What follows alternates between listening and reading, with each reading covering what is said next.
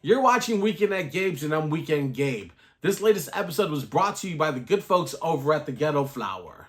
Use our code W@G for an exclusive 15% discount when visiting their site. Tell them I sent you. Now enjoy the show. All right, joining us our first guest out the gate tonight. He is the co-founder of GRND Coffee in Oak Park, which is Sam's back. That was it, back in the woods town, neck of the woods Neck or of the back of woods. the yards. I don't know. Yeah, one of them two. Yeah, cool like that, right? It's a pleasure to introduce Evan Lewis to the show for the first time. Yeah. Boom, boom, boom. Coming to us fresh with the logos behind him. You know, this is a real. He's got his own merch on. Man, you got the merch. There we go. Coffee on deck. Oh, looks good. Yep. Not Got ready. everything. You guys are ready. Listen, now that you've been on the show, we are expecting all the merch so we can brand and help support.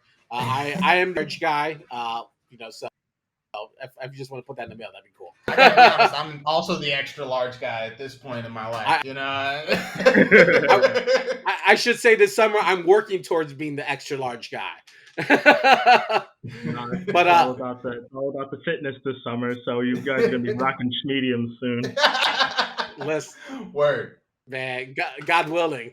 I'm so glad that you jumped on the show to talk about this GRND Coffee House. And I was looking at the website, looking at the thing that stood out to me, and we'll get into a lot of specifics about exactly what you guys are selling and the types of coffee that's being offered. But the thing that's really fascinating and interesting about the experience marketed and promoted is that it's not just a coffee, a community center that is welcoming. You guys have book nights, game nights. It's an environment. Talk about when you guys were designing how unveil. You guys are gonna have to deal with the back. I'm sorry. How you guys were on your rock. We're just having fun here. It's all good.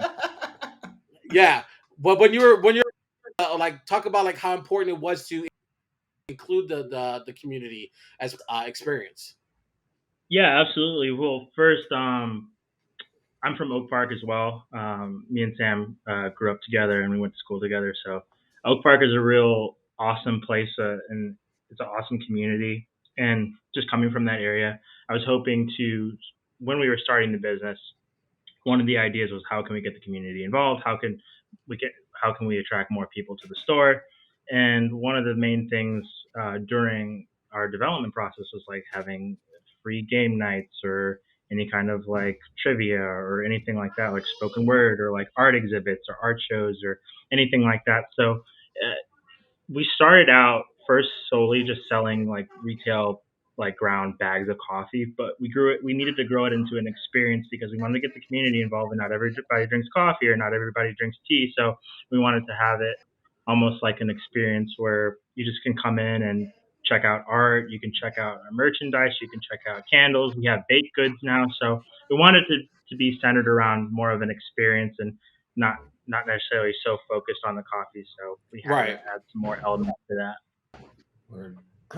Your journey goes far beyond Oak Park. You have been all over the world, college in Switzerland. You are currently coming to us live from Brooklyn, New York.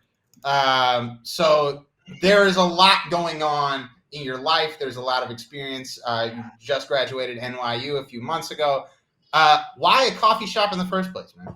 That was a great intro. Love it. Well, I can take you back. So that's like the $1 million question. Why does it, like, people ask me, like, why did you start this whole thing? Well, I think back in the summer of 2019, I was working in the city and I was working as a financial analyst. And I was studying for my graduate exams. And, you know, with those tests and stuff, you're just staying up late night, especially if you're working during the day. And I'd be going in the Starbucks, going in the Dunkin' Donuts, spending so much money. And I'd be like camping there late night or whatever. And I was living at home at the time, and my parents would be like, "Why are you spending so much money on coffee? Like, what? This could be going towards something."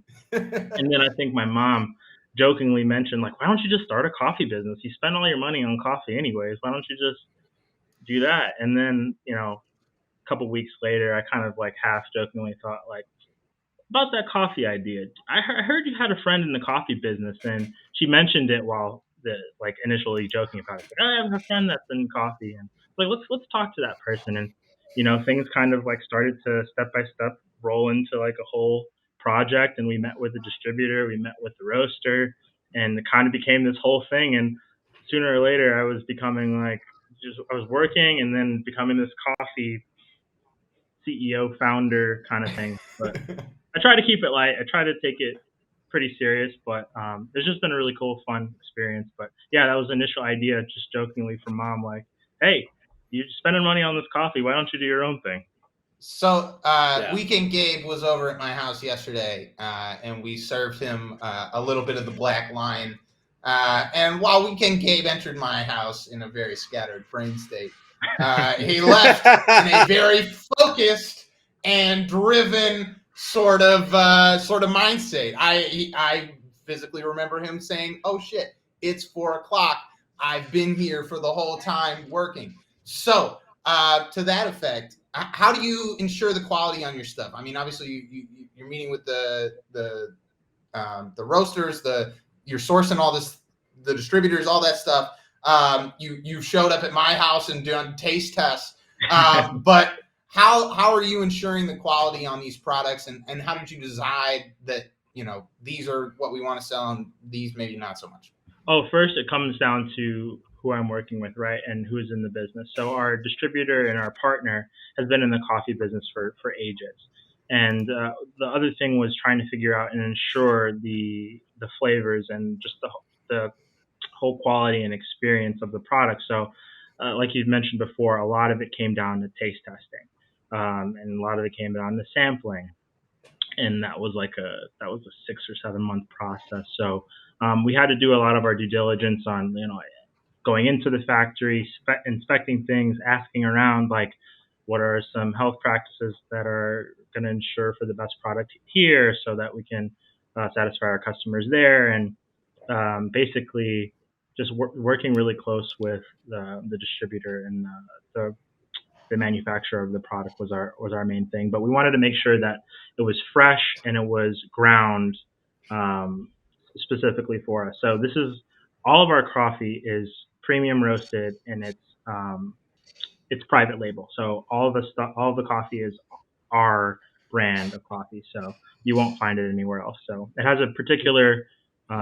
Sam's had the coffee, and obviously Gabe, you've hopefully Yeah, you've sampled a little bit, but I you did. can tell it's really bold and it's distinct, and you can't really get that anywhere else. So we keep our supplier, we keep our things under wrap, but yeah, we really want to ensure the quality of the product. So a lot of the things had to go with sampling and taste testing, as we did a few times back in the day at your house, having all your roommates up till 3 a.m. drinking coffee. Yeah, doing a coffee taste test at 8 p.m. is a surefire way to stay up until 2 a.m. So Right. yeah. And like, go ahead. No, go ahead. Yeah, and over the years, I guess, just in terms of the flavors, everybody kind of asks like, where do you get your flavors from? So we have like Mm. caramel coconut, we have hot buttered rum, we have chocolate mint, we have this, we have that, and it's just we kind of take the suggestions for the people, and just from the community lens. Gabe talked about the community and why is it important to the store, and people come in and ask, hey, do you have like this flavor? And we're like, a lot of people asked about this flavor. Let's go back in the lab and let's talk with our roaster and see if we can come up with something that's suiting this demand. And that's how we also bring the quality and the flavor out, and we test it as well. So just a tidbit on that. No, that's a great follow up to what my next question was about your personal preference and the coffee that you enjoy. How important is it to reflect and what's offered that kind of represents joy, but also you were mentioning as the community as well. So how do you sort of balance the things that you do like versus the things that are the unknown, Oh, possibilities? well, with the brand, it's really tough because, as you guys probably know, you have things that you want to work with your show, your jobs, your products, whatever, and you also have to meet the demands of the consumer. And sometimes some of my suggestions may not meet the demand of the consumer, right? So I have to kind of take a step back and take myself out of it and really kind of go into the community and go into what's really hot. What do people like to drink? What do people enjoy? What kind of flavors do they want, or what kind And of are you roast do they looking have? at the data for something like that? Are you talking to the customers after the Oh fact? yeah, How are you finding? a lot of it's qualitative data. A lot of it's I have tens of like people Evaluation come in every cards. day and they're like, hey, what about this blend? Like, have you ever tried this? Like, Black Lion's really good and it's really dark, but have you ever tried like a Sure. more Italian like kind of roast or whatever? So a lot of it's qualitative data like that, and also a lot of it has to do with research. Sometimes I scour the internet to figure out like what are the what are the regions that produce the most robust flavors of the coffee, and that goes into the job as well. So there's a little bit of a, like an analytics part of it, but Yeah. I really try to stay towards the people and kind of give them what they want. But in trying to just have my input as well, but sort of remove myself from it because I don't want to like overpower the whole thing. So it's really community driven, and it's really our fan base and customer base driven. So. Talking a little bit about oh, do you Go mind, ahead, Gabe. Sam, if I go on? Yeah, go ahead. Uh, Go ahead, Gabe. uh, talk a little bit about opening this new business during the height of the pandemic and learn from that. Oh my goodness, that overhead is really expensive. especially in Oak Park. Oh Especially my in Oak goodness, Park. yeah. I mean, at the Harrison Arts District, we have some great partners. Like we have Feed in Hand, Studio 144, that's next to us, Purple Sun Arts, and then we have all kind of studios, barbershops that are around us, and it has a really good community feel. So going into that location, one was really easy just from a transition standpoint. Like we were looking for a place to house our coffee in the beginning because we wanted to have like a drop shipping component to our business. And once we got to Oak Park, it was almost like, why don't we just like come in here and just like open the store and not just have it be an office where we can just drop ship and do online things. And the community kind of sort of led to that. But just with the pandemic, I mean, some of the lessons learned, geez, I mean, um, obviously you guys were there. I mean, it was really hard to just balance the day to day, like the traffic. That like the first couple, obviously a couple months in it, you really don't know what's going on. So we really had to tailor our online shopping experience to be really robust versus the store sometimes, and then we step back in front of it because at a certain point, in March, April, May, everybody was at home, and whether they be working out indoors, they would need a boost of caffeine, or they would need this, or some candles for relaxation, or some tea, and we would come in and supply that. So a lot of it was online marketing driven. So that was really nice to get that kind of feel of it as well. But it was a pretty challenging experience just trying to balance, the store and online component to it as well. But everything's been good so far. It seems like one of the ways that you've opened up the store, because it was one of the things I really admire about the business. I mean, you are obviously running this thing in Oak Park, but you're based in New York, so that drop shipping is sort of a cornerstone of what you do. But I like what you said there about expanding the space that you had, given that you're already paying an overhead to be there, into something more. So that's what you guys are doing. I mean, it's not just coffee, it's tea, but also you have local art in there. You're doing these events. What were the exigence behind some of those other things that you brought into the store to drive more traffic to the brick and mortar location? Great question. So we just needed more.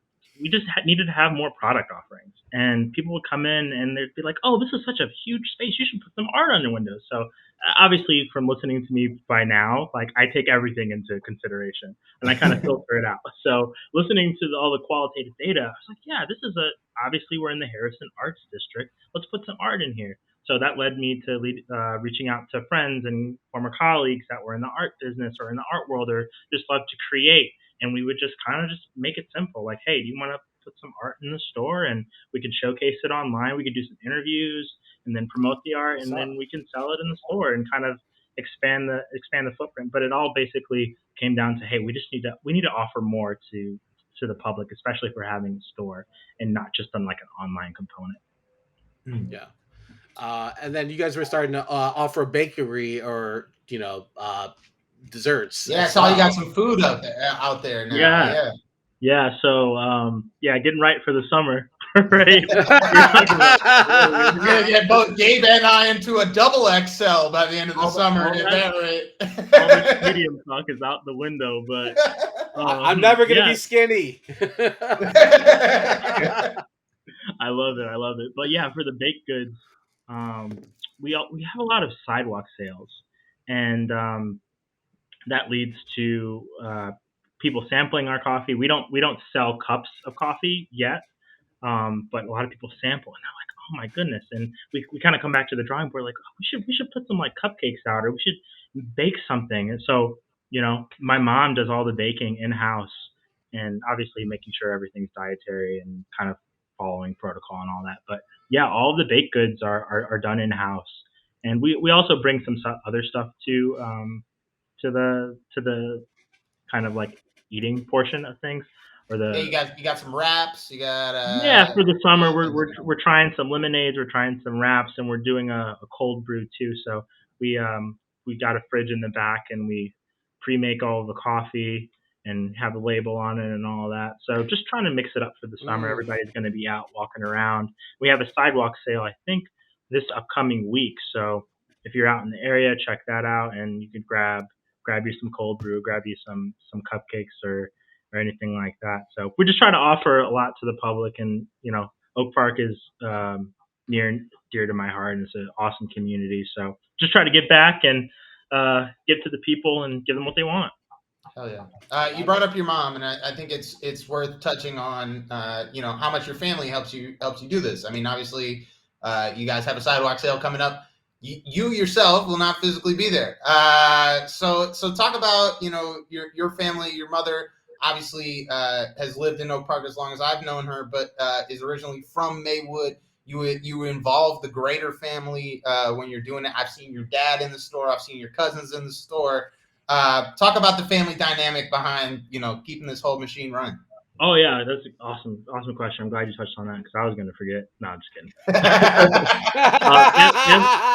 Family is a really big part of my life, and it's one of the most important things out there for anybody. You guys know that for sure. So my mom is a little bit of a mover and shaker. She's a business consultant by trade, so she does a little bit of everything, and she has connections sort of everywhere. So she knows how to pretty much move and shake and get things done. But just in terms of the family component and how to keep things running, my parents pretty much can work virtually. They have the opportunity to work just online via just virtually and remote. So one of the other ideas while going into the pandemic was we could use this as an office, right? But later on we turned it as a space, and my dad didn't mind being in there and servicing customers, and my mom obviously didn't mind because she got some work done there. So in Oak Park's a safe place and really awesome. So it was like kind of a no-brainer. And we're also running Grind while I was in school as well. So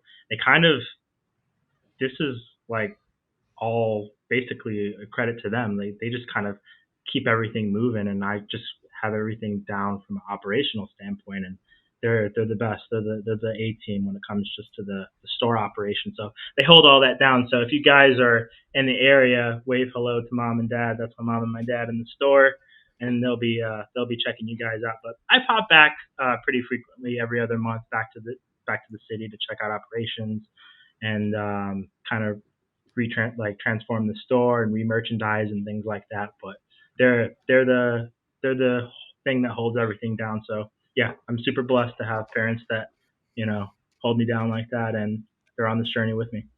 Hell yeah. Does mom and dad ever get freaked out? They're like, "Oh no, Evan's here today. Make sure everything's good." And then you just no. See, Sam's laughing because he knows it's the other way around. Yeah, my mom is. We're. I don't know if you're in the astrological stuff, but we're all born in January, a week from each other. So we're all strong-headed, individual. Like I want things done my way. She wants things done her way. He wants things done his way. So we kind of butt heads at times, but it's all good, and it makes for a better time and more interesting time, I should say. Oh yeah, oh yeah.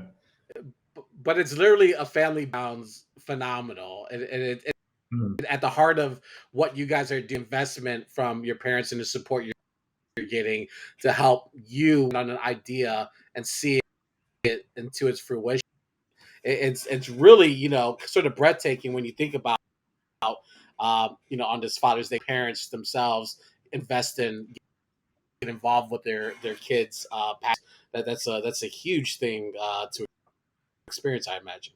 Yeah, I mean, for sure. When it comes to just their involvement, like there was a point in time where I was working doing the coffee stuff and in grad school, and I was really stretched thin, and that's when they really came into the picture, just because of their working capabilities. Like if they weren't able to work, like who knows where we would be, but I was really stretched thin in a bunch of different areas, and I'm like, hey, maybe I could take on this side of the project, or maybe I could take on this, and they just came in and made everything better. My mom's re-merchandised the store. She has the design touch. My dad is super focused from an operational standpoint, so he keeps things in order. So it just kind of, came together pretty fluidly, and everybody, people, they kind of like it. So I'm kind of rolling with it. But yeah, no, but we have a really fun time, and we try to keep it light, and we try to give people what they want, and yeah, we just want to see you guys out there.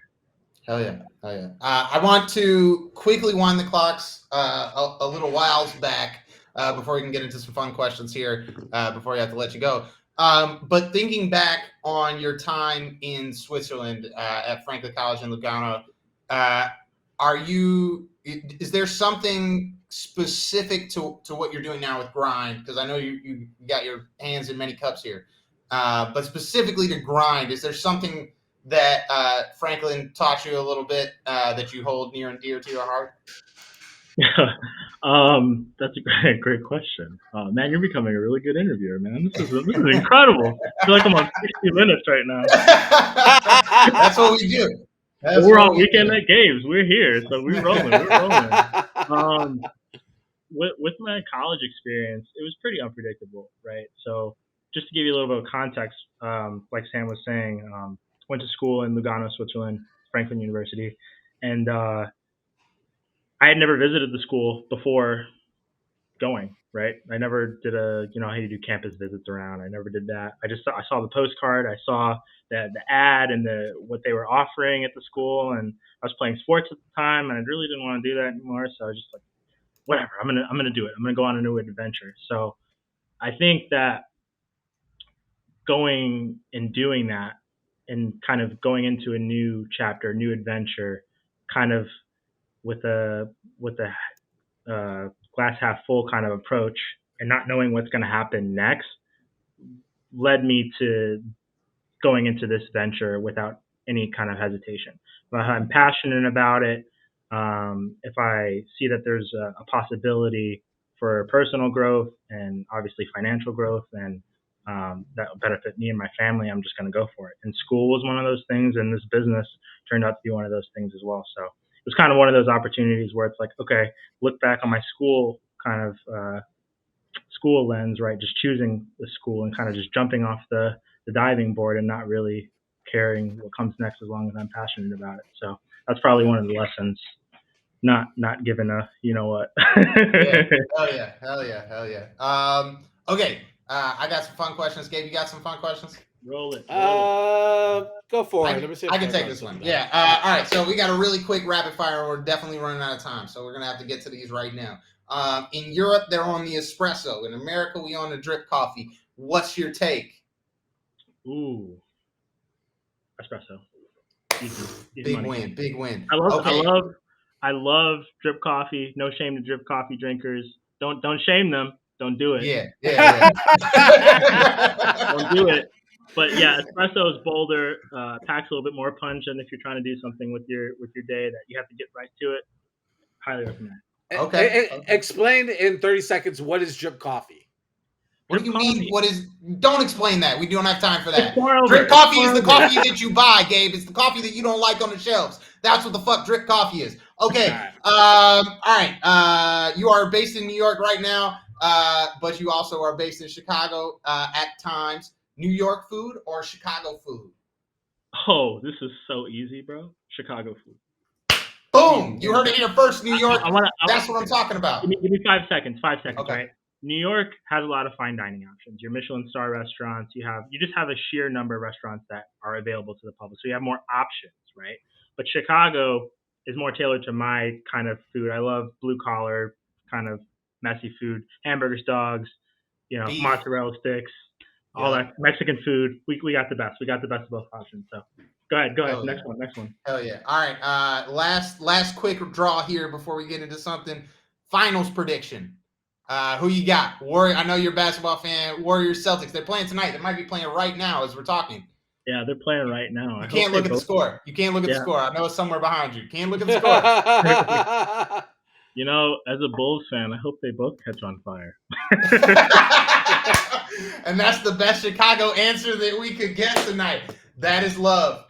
Okay, last story, and we kind of have to do this quickly. But you have some history with the Boston Celtics, which is why I bring up that thing.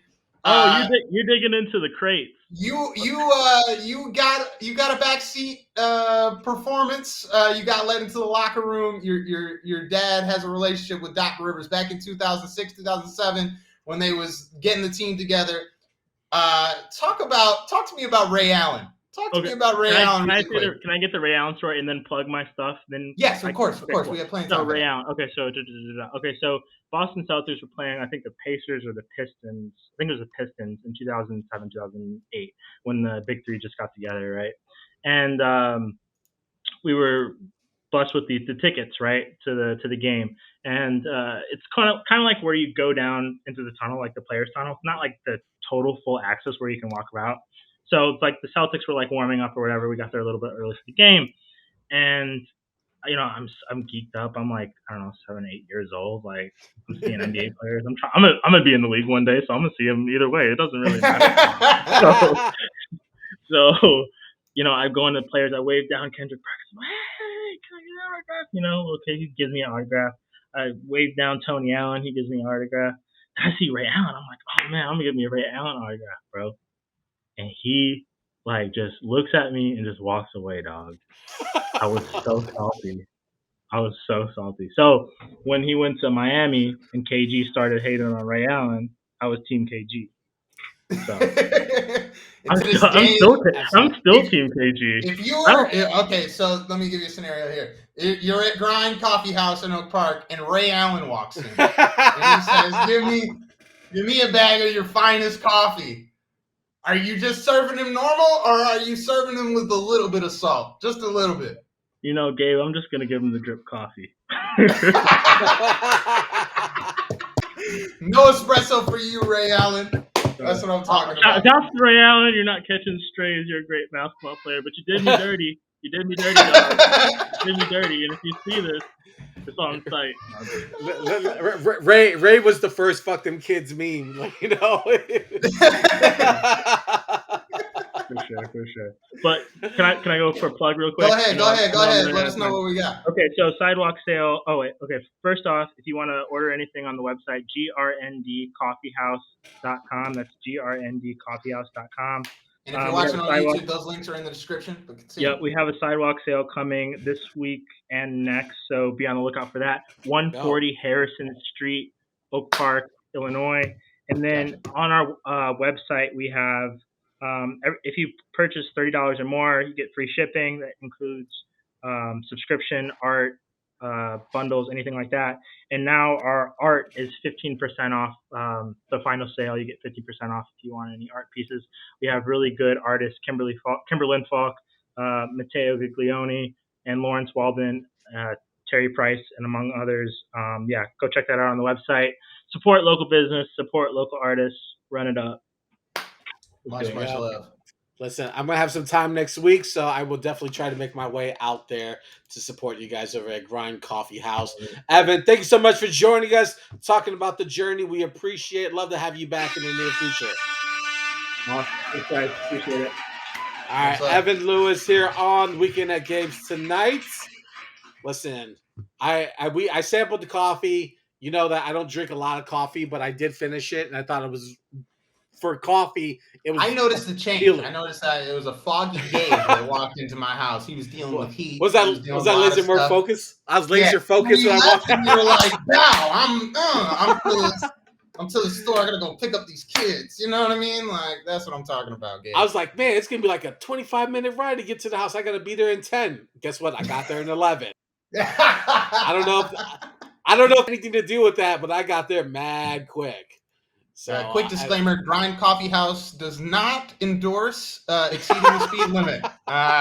So keep that in mind. Thank you for watching the latest episode of Weekend at Gabe's on YouTube, brought to you by the Ghetto Flower. Make sure to also click on the links in the description for more information to our guests and access to exclusive new music from the Ghetto Flower and so much more. Make sure to also like and subscribe to the show, and also continue to share, support, and show love by clicking on any of the links surrounding my head. Thanks for watching.